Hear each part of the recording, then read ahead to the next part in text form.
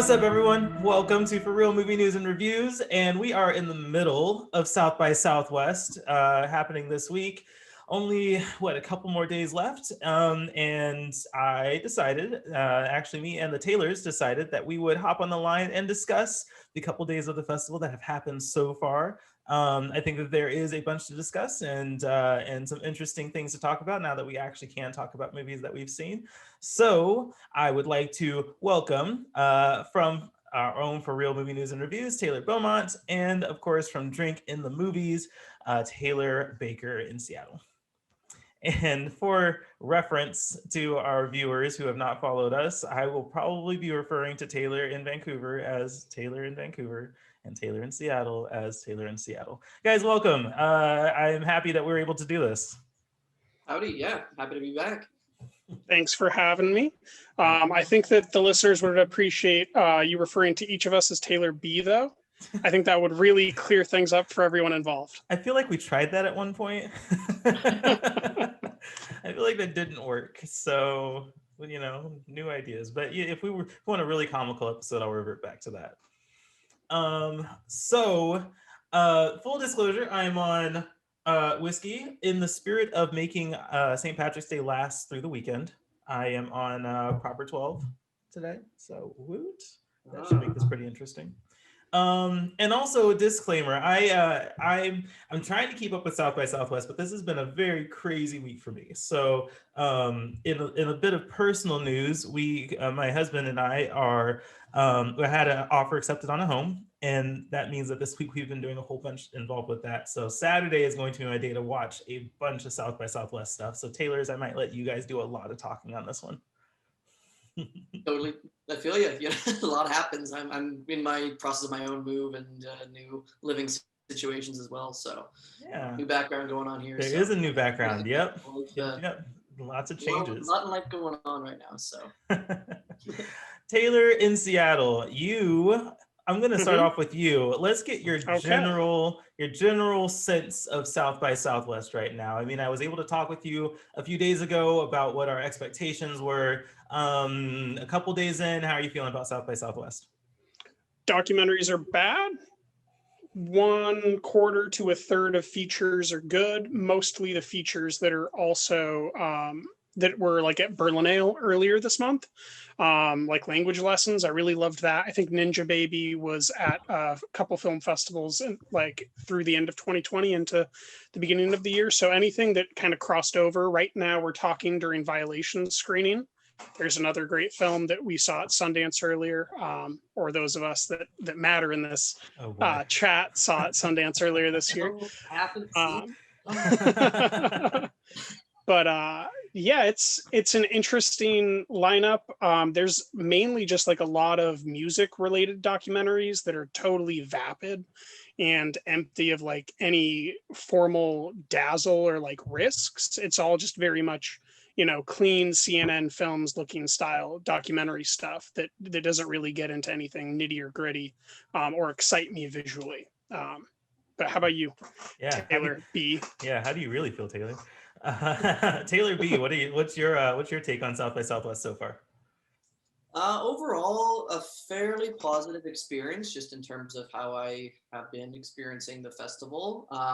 But where I land on a lot of the films, I'm thinking about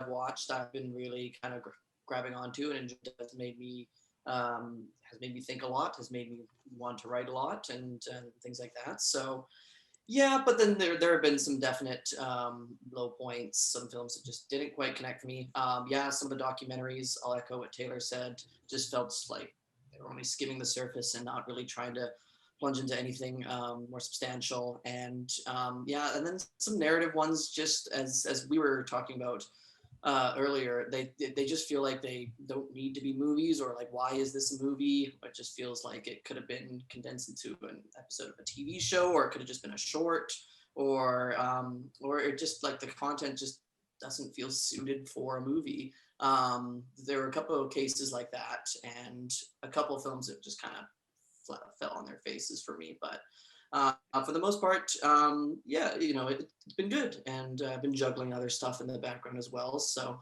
But I've just been happy to be, catching what I can. So it's been good.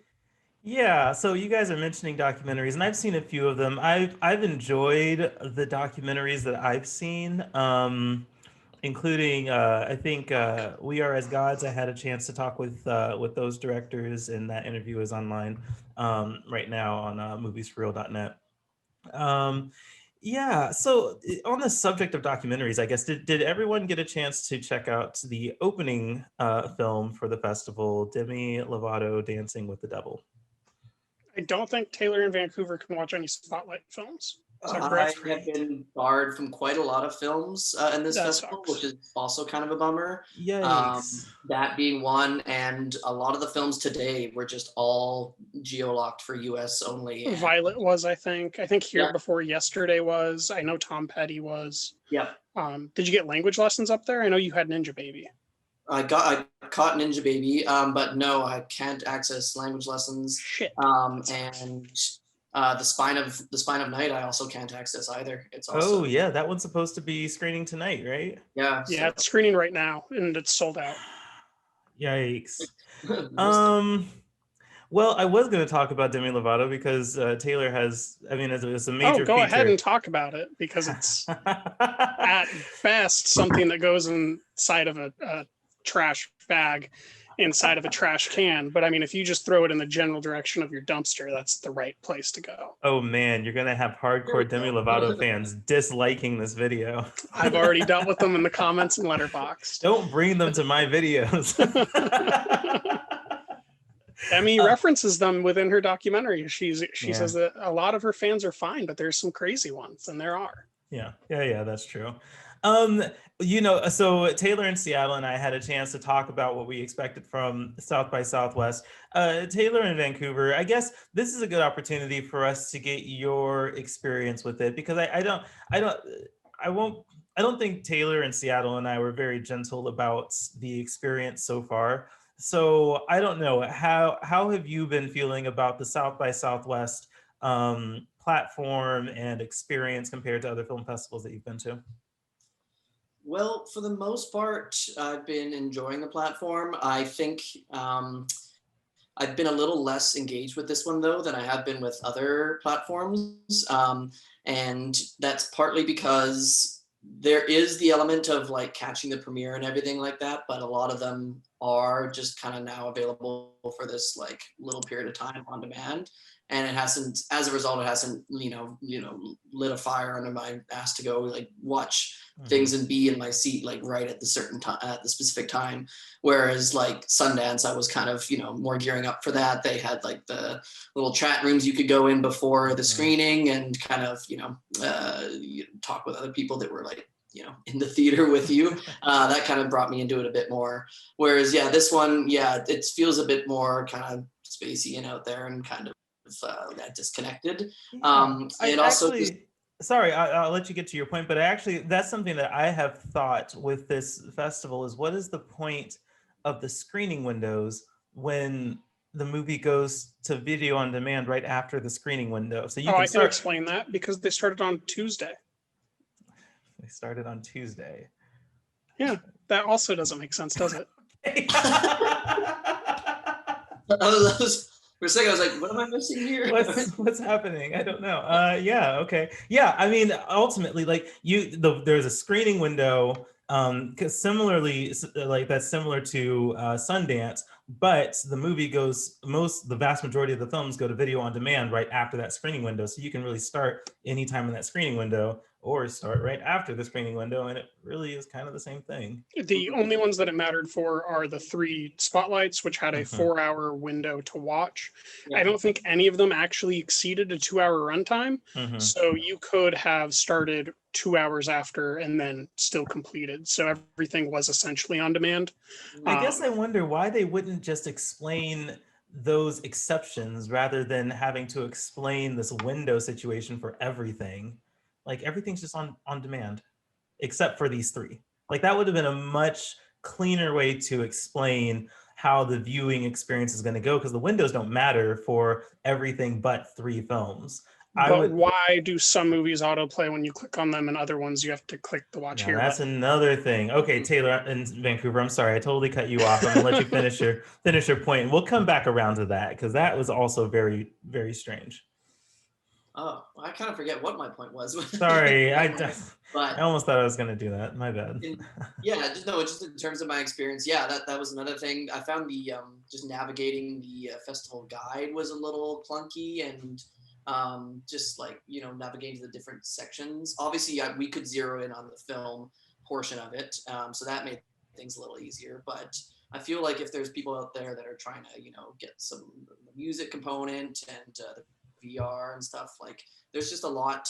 There's a lot of strings to connect with the with the interface, and sure, it's you probably can figure it out, like if you really get down to it. But yeah, for me, it just felt a little over my head. But being able to focus just on films alone made things a little more easy, even though I feel like the search function was a little awkward to work around just because of how it doesn't give you the results you want right away. You have to be set to the correct date, and you have to have all these things set to get. Yeah, I literally I'll be on the website, and I learned this on our preview video. So anytime I want to search something, I literally have to snap the window to half of my screen so that the search icon will come up. I haven't figured out a better way to search other than having to snap my window so that it's in like a mobile form, because apparently for me the search function is only easily accessible in mobile form. And then again, it does do like what you're saying. You have to be on the right day, and no matter what you put in, it tends to bring up other not relevant stuff. Yeah, that happened as well. But for the So most part, like when I found the thing that I wanted, like everything worked as it should. I haven't had any problems with the video players and stuff like that. It's all yeah. Once you're locked in, it was pretty smooth sailing. I don't know if you guys have. Did you guys get into any like Q&As or anything? Were those going on, or yeah, I don't know. So I don't know I'm how trying to squeeze in too many movies. Yeah, It's like Sundance Q&A's secondary. I'll read the recap. But it was nice because Sundance made it very easy for you to come back and revisit. Like no matter what the status of the film was, you could always go back and watch it was very easy to go back and find the Q&A video whenever you wanted to. And I loved that about Sundance. So I get the feeling if we keep comparing South by Southwest to Sundance, we're probably Well, for me, I'm not. I'm comparing it to like Double Exposure International Film Festival, Heartland, Slam Dance. Like these were all platforms that were VOD and very, very smooth, very effectively ran. I mean, Thomas, you were at AFI. That was a pretty smooth system. Right. There's numerous other, players that we've used. The problem here is that when I want to go watch a movie from today, Thursday, I have to click my schedule. Then I have to scroll down until I reach Thursday. And then I have to scroll between two different entries for the same film. One is the premiere and one is the VOD. And there's no way to uncheck the VOD. So even though I already watched it and don't want it in my schedule, I can't get rid of it. Yeah. Engineering wise, it's just like, this is a middle tier platform. Hopefully they can learn from it and expand and keep a VOD component moving forward. Yeah, this platform, to me, this platform feels like something that may have been thrown together when COVID hit. Like, oh man, COVID's happening. We have to take it virtual at the last minute. This is what we came up with. But unfortunately, I don't believe this is the one they used last year. It's not, but that's how it feels. Like, I guess that's what I'm saying is like what they have now is what I would have expected them to have had last year. All of these things that we're talking about, I could forgive a year ago, right? We're just now figuring out how to do the film festival virtually. There's kinks that we had to work out at the last minute. Like, I think that the way that it's set up now, I would have forgiven last year. But having been to the film festivals that I have been, having seen them work through those kinks, and then getting to a year after the pandemic has been in place and all these film festivals have happened, South by Southwest isn't a mid-tier film festival. Like, I guess I often compare it to Sundance because that's the tier that I consider it in. And so it is kind of disappointing that the platform that we have a year after last year's festival was altered significantly, that a year later, what we have is still so kind of hodgepodged and patchworked in a way, in the way that it is. I think we're at this really weird place with DRM where there isn't a killer app yet. So it's still a competitive marketplace. And so because we don't have familiarity with every system, we have to go through a learning curve with every single system. And this, more than any other festival so far, has had the most to do, and simultaneously the least clarity on what to do and how to do it to accomplish what you want to do. And so the issue is that it started on Tuesday and ends on Saturday, whereas it should have started on like last Thursday and run through like next Friday, because these are all VOD. There's too much comedy and music stuff for me to get to while I'm watching all these films. If you extend this festival, people will begin to talk to each other. They'll start to figure out how to use these tools, and they'll get the system down. But because it's 4 days, we are just now figuring out how to run the system, and it's going to end, and they're going to change it again. Yeah, how do you make a festival this big and assume that 4 days is enough for everyone to get all the content in, particularly if you're part of the music part and the conferences? Like, there's just so much content here, and it's natural for film festivals to have way too much content to actually get to. That's just the challenge and kind of the fun in film festivals, is choosing what things to do. But man, I do think that they sold themselves short with the 4-day formats. And yeah, because there's like actually great music, and there's actually great stand-ups, and everybody that's attending the film festival that watched Hysterical would like to watch the comedy. Everyone that's been watching these music documentaries would like to watch the music, but there's just no real opportunity for us to squeeze it all together. Right. Taylor in Vancouver, did you have anything else to say on this particular subject? No, I think we could. Let's talk about some movies. Yeah, that's where I'm segueing to. I just wanted to put a full stop on that part of the conversation and move on to what have we liked so far. Taylor in Vancouver, tell me about movies you've liked so far.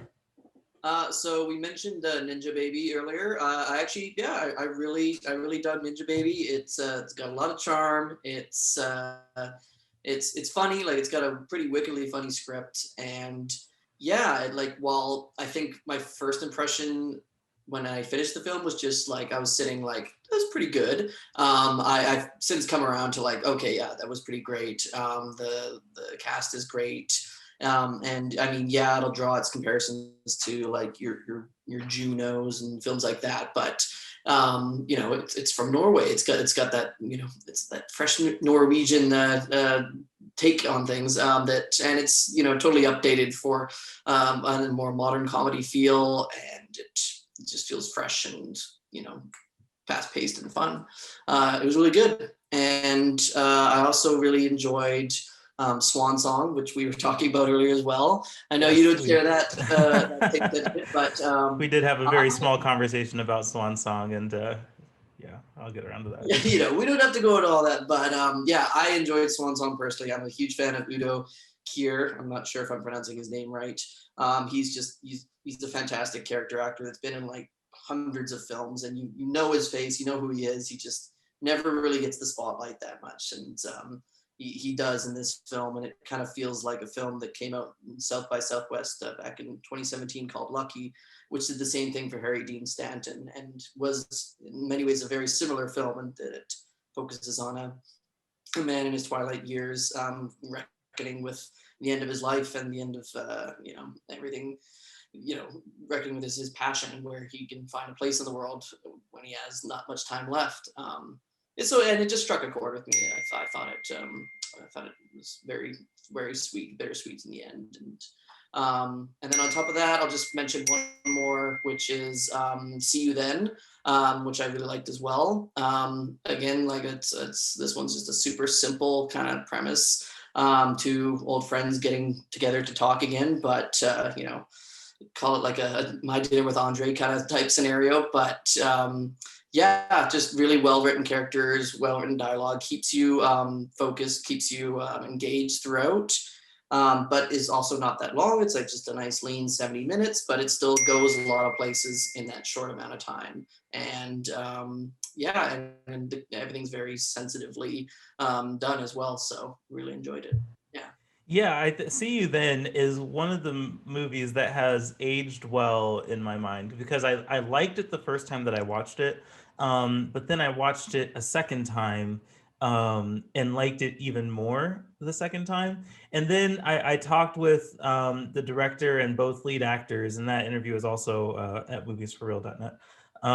And just getting their like the idea, the concept, their intentions behind the film really also helped give me context on that one to like it even more. So I've had that movie's had a lot of time to age in my mind for me, and I agree with kind of everything you're saying, and I definitely enjoyed that one.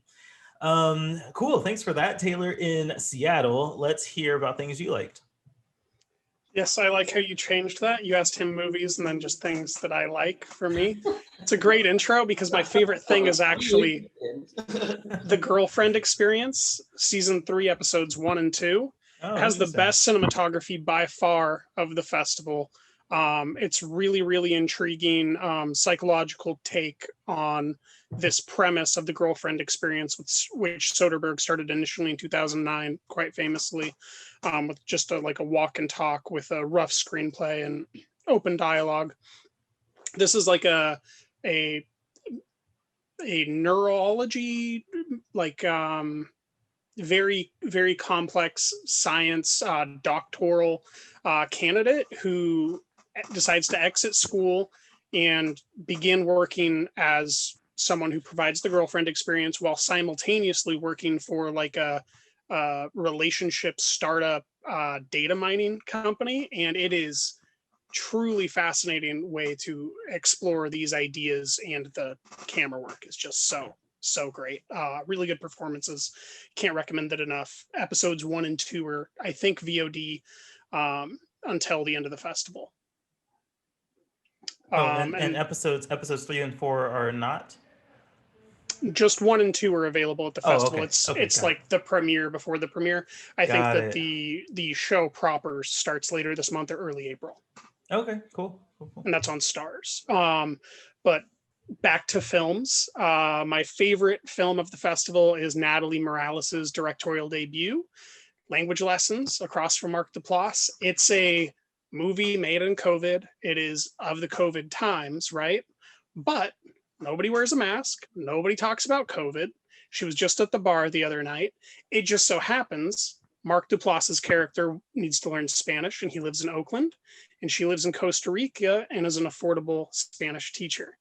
And it's this great sentimental, like abrasive, strong-willed screenplay. Great performances from everyone. You're getting the digital mise-en scene where you're just seeing what like a device camera would see as they video chat, and it's just a heart-wrenching film. It's really, really good. I expected a lot out of her, but I didn't expect her to kind of hit a solid run the first time. It's not like she got a home run, but it's like she's on third already, and I did not expect that with a fully webcammed shot movie.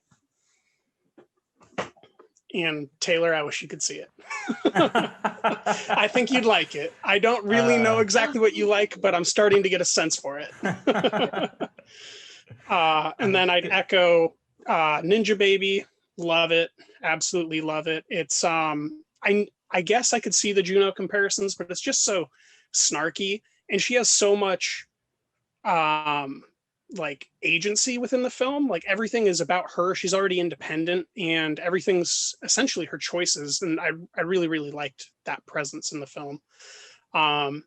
And then maybe my favorite performance of the festival is in The Fallout, which I don't know the actual main star of, but it also co-stars Maddie Ziegler, who many know from Dance Moms or Sia music videos.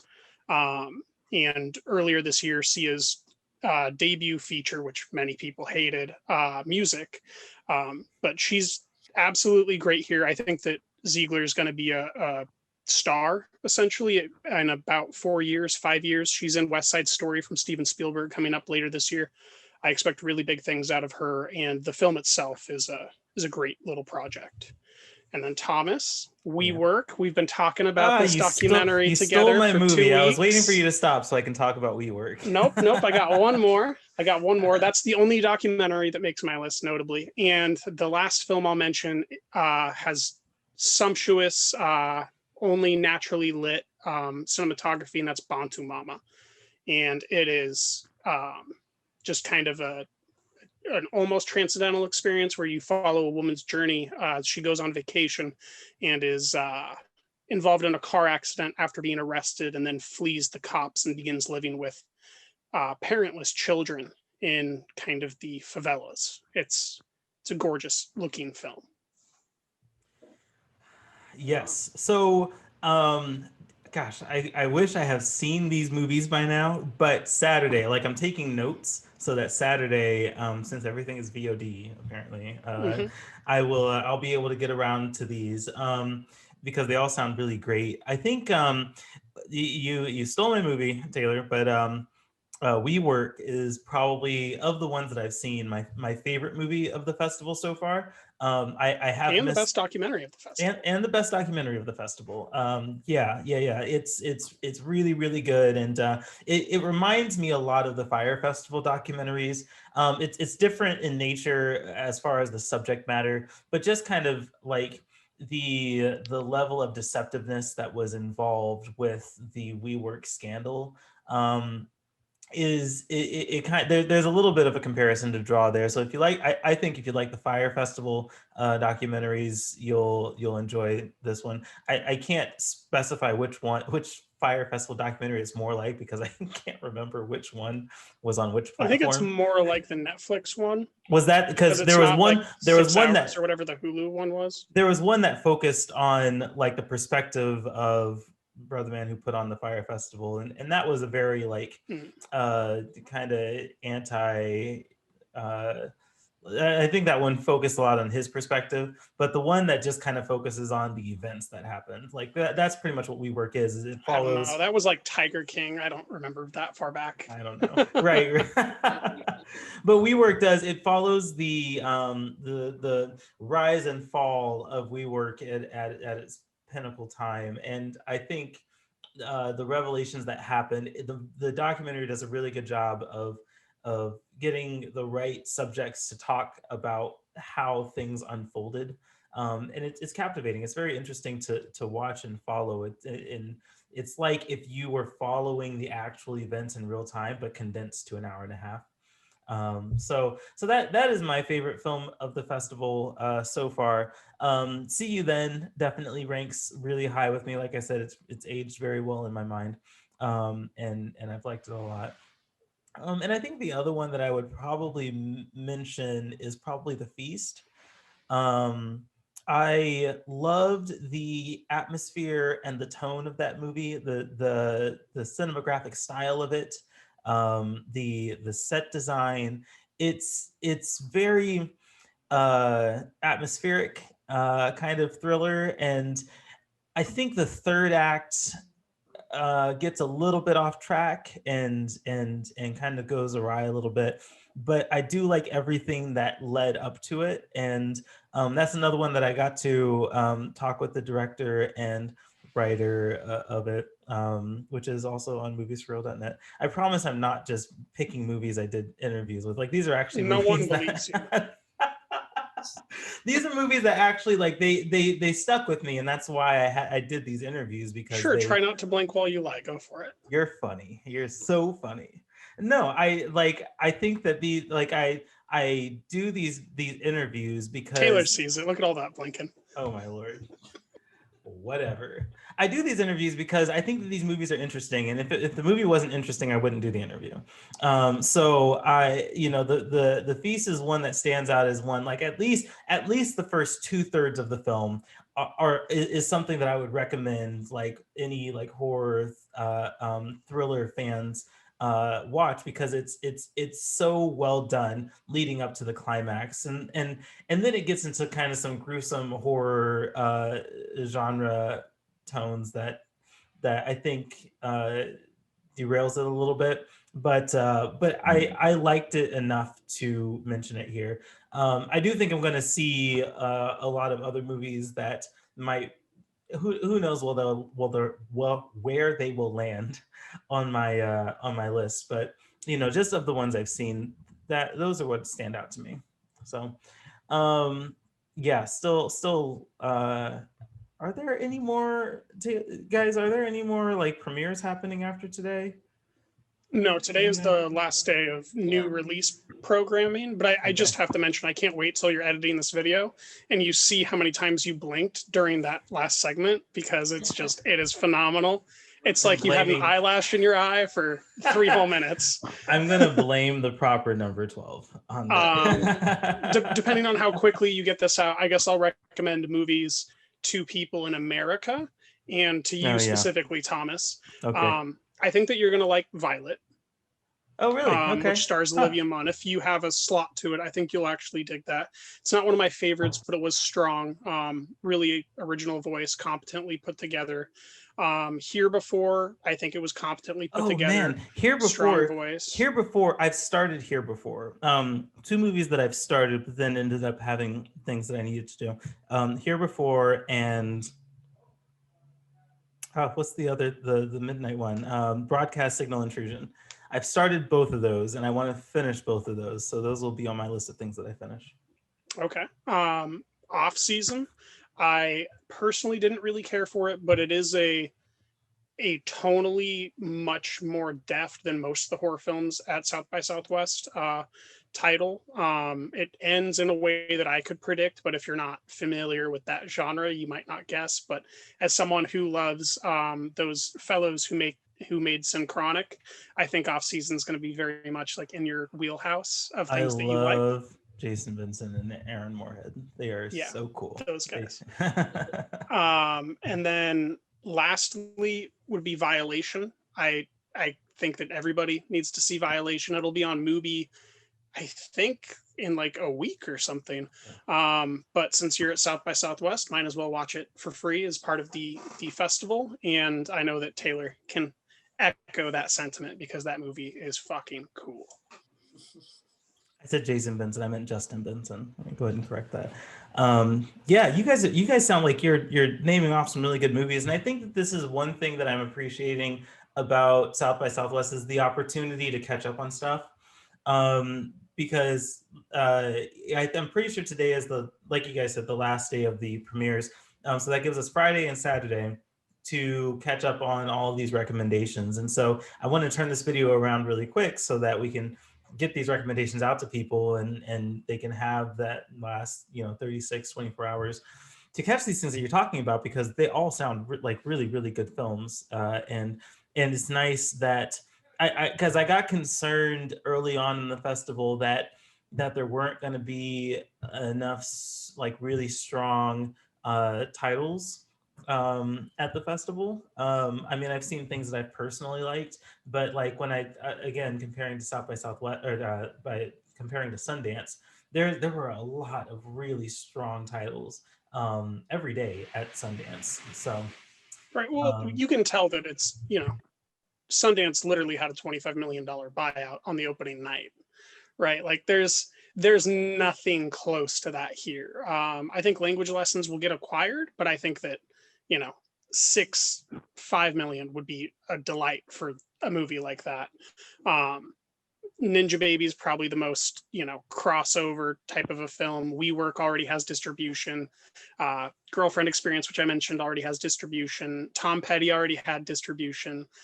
So a lot of these stronger titles do already have distribution.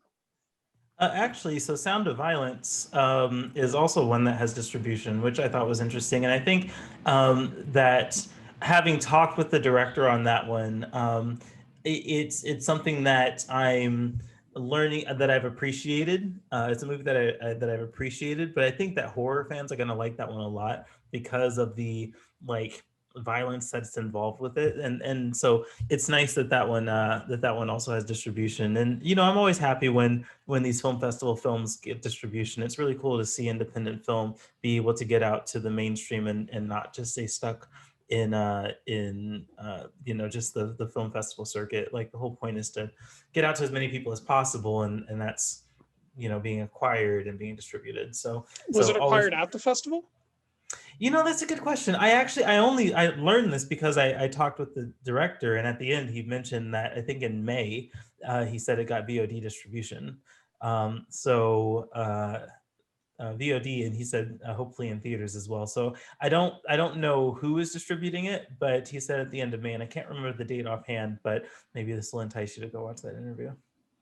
Okay. I haven't seen too many titles get distribution deals from South by Southwest premieres. South by Southwest is the world premiere of Sound of Violence. So I don't know how that process works, if like they screened it for distributors and it got distribution before the screening or what, but yeah. Everything I've mentioned in like Hysterical, there's another one from CNN, like The Lost Son or something. There's The Return, Life After ISIS. All of these are films that came in with production companies and distributions before they, premiered. Yeah, for sure. Taylor in Vancouver, which movies are you looking forward to checking out before the end of the festival? Well, I've got to navigate the geo-locking. So that's yeah, there's that. But, I'm sorry, man. That's unfortunate. I really hoped that with press credentials we would have been able to get around that. Did you actually? A question: did you get the Shift 72 invite? No, I never got that. Okay, we're gonna have to get. Yes. Okay, we're gonna have to get you set up with that. There is a Shift 72 platform for press to watch stuff. So yeah, I did certain stuff. It's very, very certain limited. stuff. It's like Executive Order, Ludi, and like maybe 3 other features. Is it still really limited? Like, I would have hoped they would put more on there by now. I haven't checked because that platform's VOD. So I know the screening windows are longer, so I'll check on like Saturday, I guess. Right. Yes. Taylor, yeah, we'll look into that. But anyway. Well, I received that email saying the Shift 72 invite will come. And will come. I didn't get it either. They did. It wasn't until Taylor in Seattle told me, oh, yeah, Shift 72 has a limited selection. And I'm like, I didn't get a Shift 72. I actually had to email South by Southwest, and then they sent it. So we need to get that done. Okay. Well, I was actually just assuming again that it was something only for U.S. citizens, like people in the U.S. could. Oh no! Guys, it has updated. I'm looking at it right now.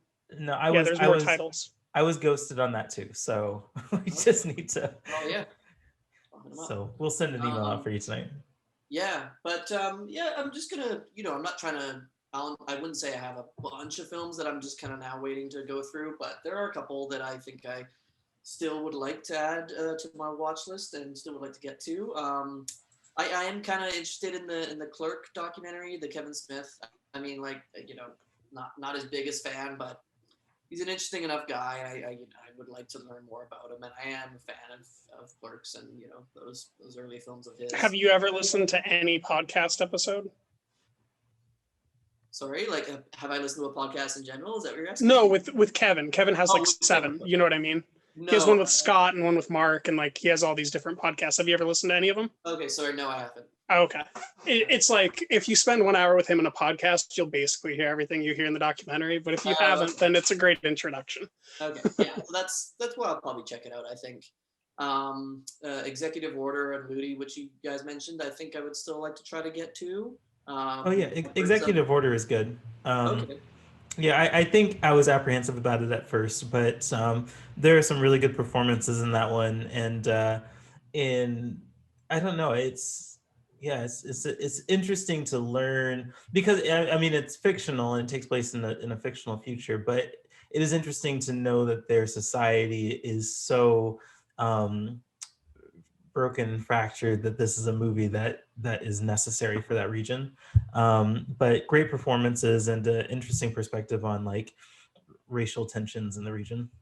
Yeah, it sounds like just like a very epic in scope kind of movie as well, and I'm interested to see how many directions they go with it. And then, yeah, I mean, there are other films I want to see, but again, I'm geo-locked out. I don't know. I was kind of interested in the Alone Together, the Charlie XCX documentary, just because I'm a fan. So I don't know If you're a fan, then maybe you'll like it. Okay. Is it? Yeah, based I on what mean, you said about It's 70 minutes of webcam footage. I mean, That's and then kinda- like talking about how the fans loved being part of her making her album. but to be fair, Demi Lovato is also made for the fans. Like that's definitely strict fan service in the Demi Lovato. Well, at least the other one shows like the process of making the album, I guess. I didn't like either. I'm talking about the difference between half a star and 1 star. Okay. But, you know, if I had the pick, I'd go with the Charlie XCX one. By half a star. Well, the other music documentary I watched that I was disappointed by was the Disintegration Loops documentary about ambient artist William Basinski. We published your review on that earlier this week. Yeah, and I was excited for it because I've always been interested in him as an artist and his music. I like ambient music, and he does really interesting stuff. But it's a documentary that's filmed like this, like a Zoom chat, because that's how they had to do it. It's really short. It's like 45 minutes. And yeah, I just didn't get anything out of it, really. It was just a basic introduction to the guy. They skimmed through his life story, but they didn't really connect try to reach outwards and look to, kind of what his music meant to other people. And obviously they can't go out in the world and just show up at people's doorsteps and start asking them about the guy. But yeah, so they just have to do these few Zoom calls with him, the artist, and then with like a couple other music critics. And the music critics in the interviews kind of just come off sounding like they're promoting their own stuff in the end. So it fell flat, and I was just... That's unfortunate. Sounds like another documentary that could be an article. Totally. Yeah. Like 3 minutes. Or just like a little YouTube essay that someone could have thrown together would have been fine as well. Like that would have watched that, but it didn't. Taylor in Seattle, did that I can't remember what the screening window was for the HBO Max show. What was that called again? Made for Love. I mean, if we're on the subject of things we didn't like, I haven't clicked on it yet. I don't know what the deal is with that. I had been sorting for narrative features and documentary features, and then I just saw that show up in my inbox. And I think that the way that we watch that is through HBO Max. Yeah, no, because I haven't play yet. Right, because I had seen it before the festival, and interestingly enough, like I think what's nice about this festival is that I'm kind of interested in the TV stuff. So when the HBO Max email came in, I was like, okay, well, I guess I'll check it out. I mean, I actually have liked HBO Max stuff so far. Like, I love Flight Attendants. I watched This Ascend and didn't hate that. The word you're looking for is Love Life. Love Life. Oh yeah, Love Life. Yeah, Love Life was amazing as well. I loved Love Life. So HBO Max is really winning in original content right now. So I went and we had access to 4 episodes of Made for Love. And it kind of has a little bit of that Love Life tone to it, but I just couldn't get into it. I gave it 3 episodes. I was like, okay, that's kind of my threshold for like if I'm going to continue a show or not. I gave it 3 episodes and I have not been inclined to continue on to the 4th, unfortunately. That's unfortunate for that, and I guess you can't win them all, but there are still some really good at least there are still some TV episodic features that I think I'm going to like. And Taylor in Seattle, we talked about this on the preview. There's definitely some shows that I'm still interested in checking out, and hopefully they turn out really good. Yeah. Attempting a positive spin. I like attempting a positive spin. Don't call me out like that. How dare you? Taylor in Seattle, movies and or episodic features that you're looking forward to before the end of the festival. The Spine of Night, right? That's Mhm. number one. Let me pull up this delicate letterbox list that I have. I still need to do Executive Order. Mhm. I really want to get to I Went to the Dance, which was a 1989 documentary that they restored, I think digitally. I'm not too sure what the process was, but they just re-released it. It's 84 minutes. And that's just one that I have wanted to get to for a while. And then I'm intrigued by The Drover's Wife, the legend of Molly Johnson. It's just one of those odd little movies where I end up getting intrigued by it. At Sundance, maybe it was 8 for Silver. This is an 1893 is the year of the film, and it's a heavily pregnant Molly Johnson and her children struggle in isolation to survive the harsh Australian landscape after her husband leaves to go droving sheep. And color me intrigued. That's I'm a all about that frontier life. that's an Australian film, isn't it? Uh-huh. Yeah. Australia makes great movies. Sometimes. Australia, New Zealand. Oh, okay, I've had great experiences with Australian and New Zealand films. So But yeah, those are some that I'm still wanting to get to. I also am very intrigued by Gaia. I see that a lot of people have come to see it now, and it's kind of regressing toward the middle mean of three. But I'm still intrigued by the cinematography. The still images that I saw are really, really beautiful to look at. Nice. very cool. Nice. I mean, the movies that I'm looking forward to are all the ones that you guys already talked about, so I won't belabor the point. But before we wrap up, what are your guys' movie counts at this point? How many have you seen so far? Taylor in Seattle. We'll start with you. I don't know. I haven't caught up completely. I would say it's around 35 though, and I haven't done Jesus short Christ. films yet. I don't know how you do this. Complete dedication and self-hatred as fuel. Yes, like clearly that's that must be because I've been I'm definitely not at that. Taylor in Vancouver. Hate is very powerful. Uh-huh. I am like a Sith. I watch really bad documentaries and then I just am powered up. Fair enough. Taylor in Vancouver, what number are you at? I'm at 8 right now. Nice. Plus some shorts that I tossed in just to kind of fill some space and get. Oh, good for you. I want to get around to the shorts, but I can't even get around to features right now. So hopefully I can get some shorts in. But definitely you should make a list of shorts that you think people need to watch, because I think that there can be some gems in there if you're looking for them. I think I have a better chance at accessing the shorts too, as opposed to all the features that I can't, that for obvious reasons. So yeah, I think maybe tomorrow and Saturday I'll probably try to put some time towards some shorts, because I feel like Saturday we're all going to be like messaging about all the movies we're watching. No, like I haven't really put my head down and like focus as much as I was with Sundance, and just trying to watch as much as humanly possible. But I'll just try to fit in as much as I can here in these next couple of days. Fair enough. Did you get a chance to see Nuevo Rico or The Nipple Whisperer by chance? I did watch Nuevo Rico.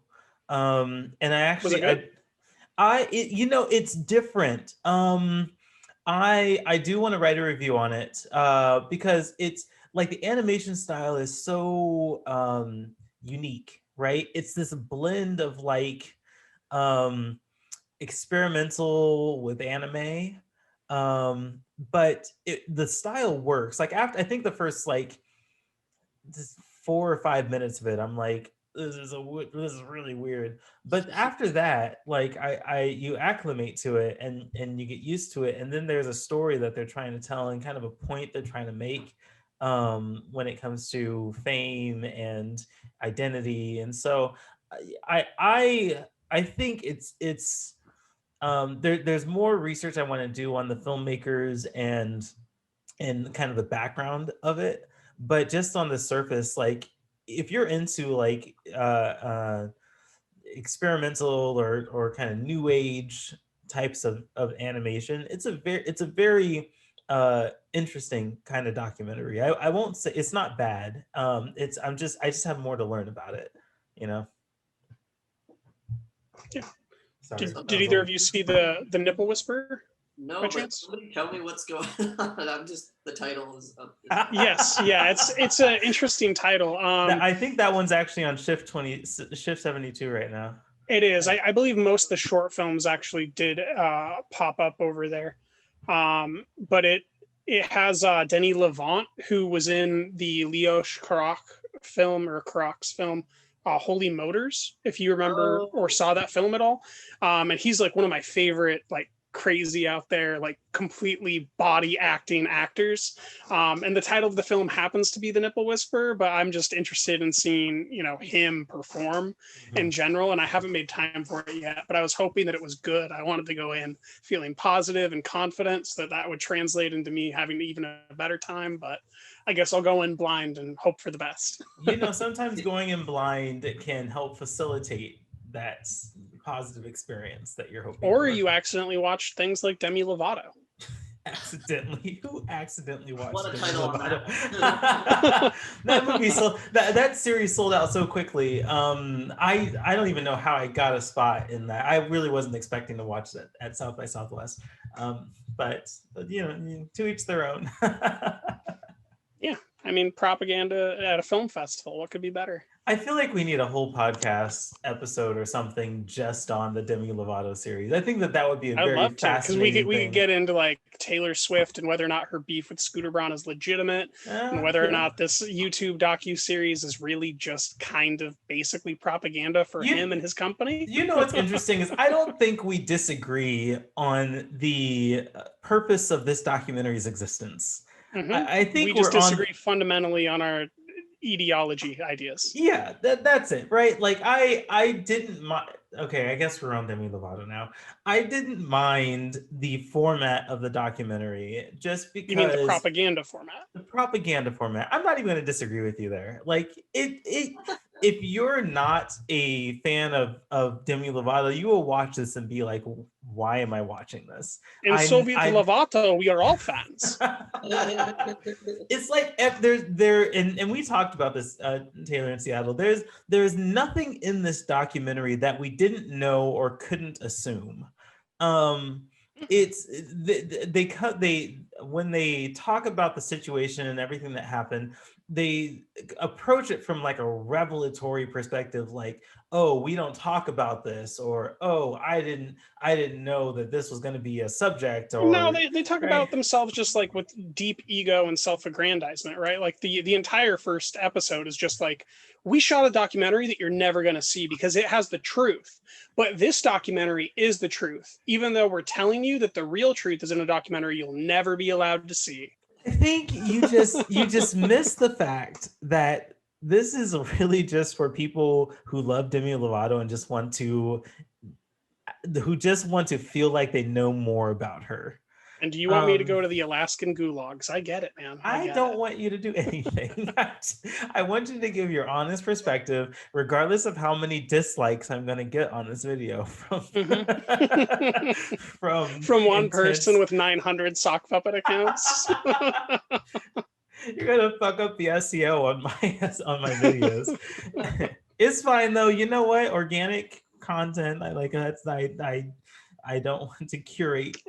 So, I mean, in general, the film is docuseries. 4 separate episodes that are going to be released by YouTube, in which every single person is heavily manicured, sat down in the most beautiful location they could get during COVID, and interviewed with an introduction that says, speak your whole truth and everything. And then we get these super highly edited, like they cut midpoint and then we start at a totally different place. So we're definitely not hearing everything that these people are saying.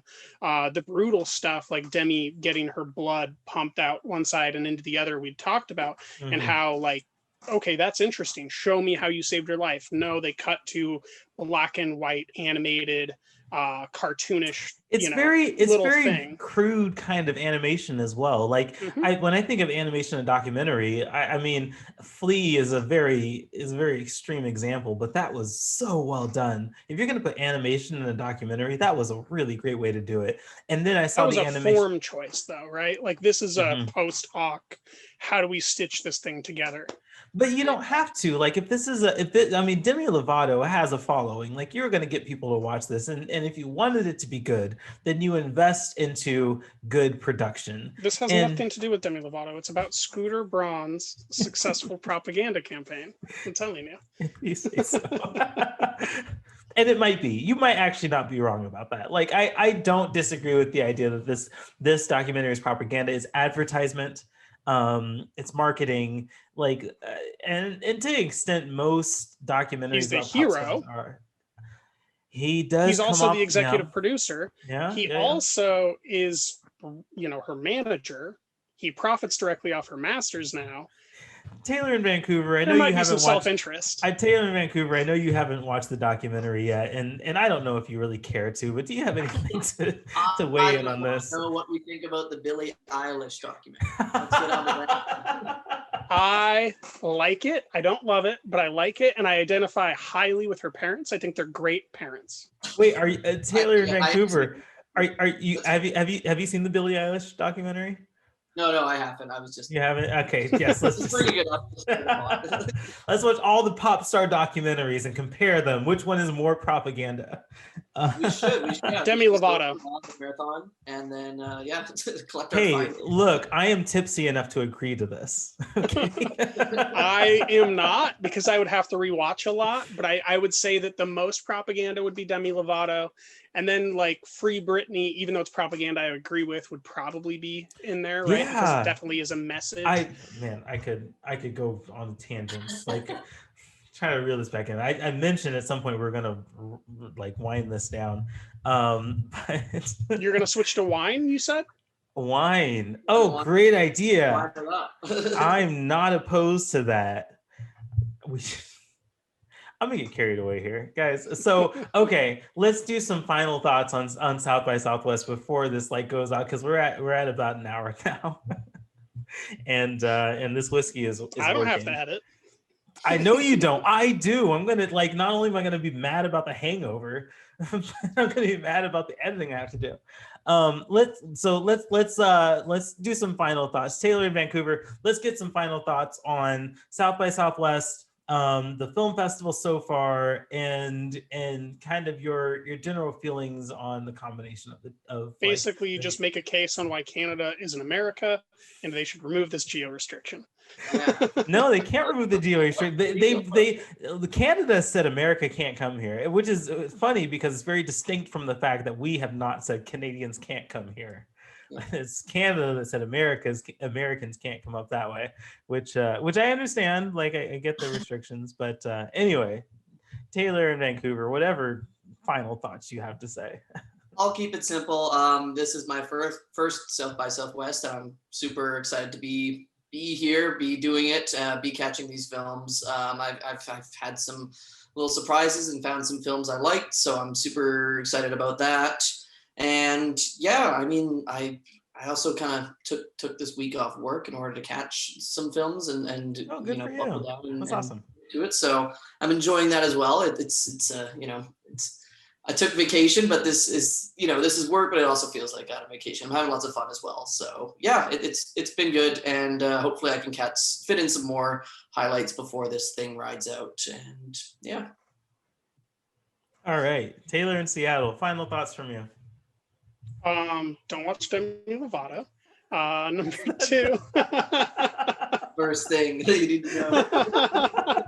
I just really want to have Billie Eilish's parents are great people. About that. I want to have a whole podcast about that, but yeah, that's another episode. More seriously, I'm going to try to get to probably 4 VOD titles, tomorrow and Saturday. I'm taking tomorrow off just so that I can spend time writing and watching stuff at the festival. But on Friday and Saturday, I'm going to primarily try to spend my evenings doing the comedy stuff and the music stuff.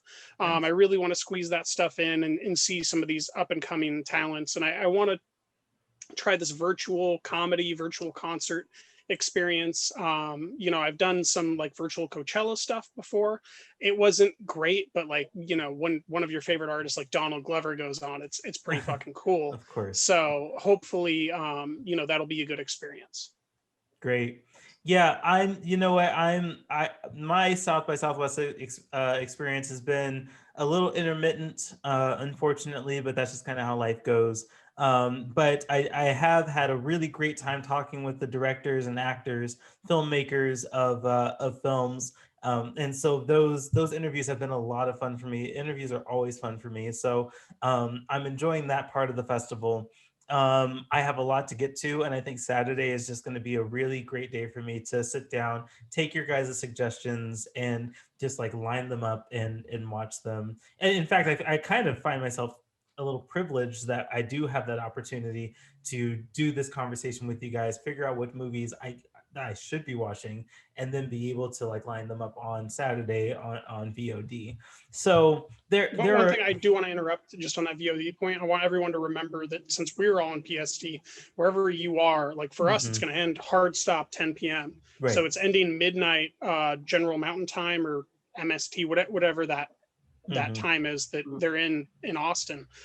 So make sure that you start whatever movie you want and that it ends before that time cutoff. Yeah, that great point. I mean, time zones are certainly something that you need to be aware of and attentive to when you're doing a film festival, because that's just one of the challenges of doing this virtually. But yeah, great point. And yeah, I mean, I wake up at like 5 or 6 in the morning, so I have a lot of time to get stuff in on Saturday.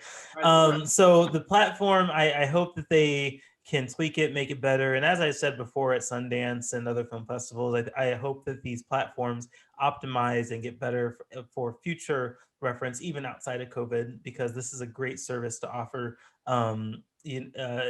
people who can't make it to, whether it's Utah or Texas, or wherever. Like this is really cool to be able to experience, and it feels film festival-y even virtually. So yeah, still lots of great stuff to look forward to here, and I imagine we'll do a wrap-up video on Sunday. I'm primarily saying this so that Taylor in Vancouver can maybe budget time if he's able to, because I'm awful at letting him know in a timely fashion. Now I know. It's good. Now you know. So demand that Thomas send you a Google Calendar invite anytime he wants to schedule anything, and then don't show up for anything else. Taylor in Seattle knows exactly how I work, so awesome. Well, guys, Taylor in Vancouver, Taylor in Seattle, thank you guys so much for joining in this conversation. This is always fun, always a pleasure, and I hope that you guys find some more gems at South by Southwest, and we'll do a wrap-up video and summarize our experience at South by Southwest, our first experiences at South by Southwest, and then hopefully be able to figure out the next film festival that we'll be able to do this at. So cool. Really quick, Taylor in Seattle, where can people find you? I want to make sure you can get a plug in real quick. At Earth's Taylor, or at Drinking the Movie on Twitter. Drinking the Movies on Facebook, Instagram, Google search, pop up the website, all that good stuff. Absolutely. Taylor in Vancouver, any plugs you want to make real quick?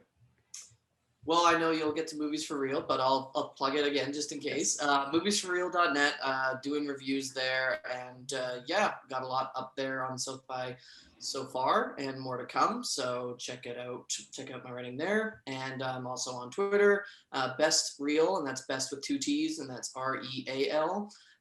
Best Reel on Twitter, Best Reel on Instagram, Best Reel with only 1 T on Letterboxd. All that stuff. Yeah, hit me up there. Talk more film. Yeah, absolutely. Yeah, guys, if you're watching this, honestly, connect with us. We have some really fun social media platforms to follow, and we enjoy engaging with everyone and having these conversations, connecting, networking. This is all really fun for us. You can always find me on social media at beingtsj on Twitter, Instagram, and then of course follow Movies for Real on Twitter, Instagram, and Facebook at moviesforreal.net. And that brings us to a close. Guys, thank you so much for joining. we will do a wrap-up video here in a couple days. And everyone watching, enjoy South by Southwesting. Keep it for real, all right?